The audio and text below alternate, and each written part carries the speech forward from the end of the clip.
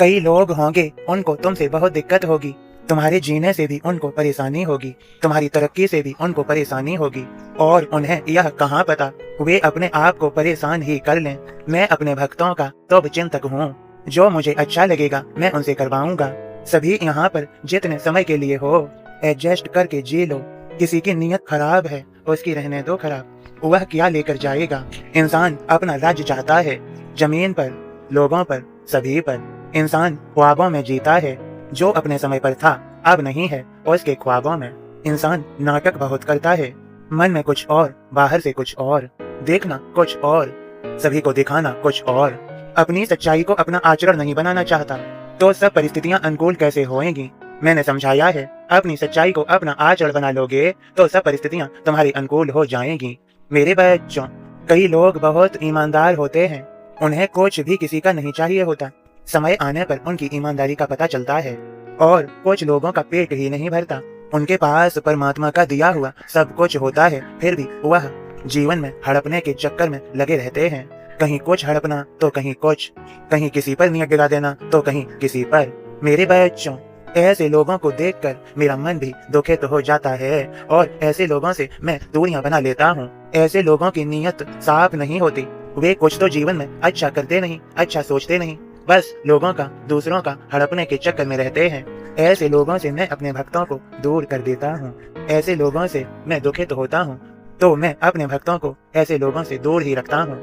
हाँ, मेरे भक्तों का पहले साथ था ऐसे लोगों से। ऐसे लोगों ने मेरे भक्तों को नुकसान, हानि ही पहुंचाई है। अब मैं अपने भक्तों की रक्षा कर रहा हूँ, तो भला मैं ऐसे लोगों से अपने भक्तों को बचाऊंगा ही। मेरे भक्तों, समझ लो, ऐसे लोगों से मैंने तुम्हें स्वयं ही दूर किया है।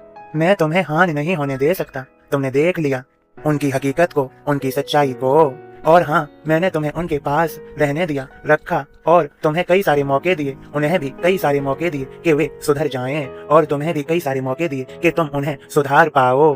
पर ऐसा नहीं हुआ, वे तुम्हें ही गलत बता बैठे, वे तुम्हें ही गलत जान बैठे। तुम तो उन्हें बहुत प्रेम करते थे, तुम अपनी हानि नहीं देखते थे, तुम अपना नुकसान नहीं देखते थे, तुम उनका लाभ करवाते थे, तुम उनका लाभ चाहते थे। तुम चाहते थे वे सदा खुशी रहें, संपन्न रहें, सुखी रहें। पर क्या ऐसा हुआ मेरे बच्चों? तुम जितना उन्हें गंदगी से बचाना चाहते थे, पर उन्हें तो गंदगी में जाना था, तो वे गंदगी में ही गए।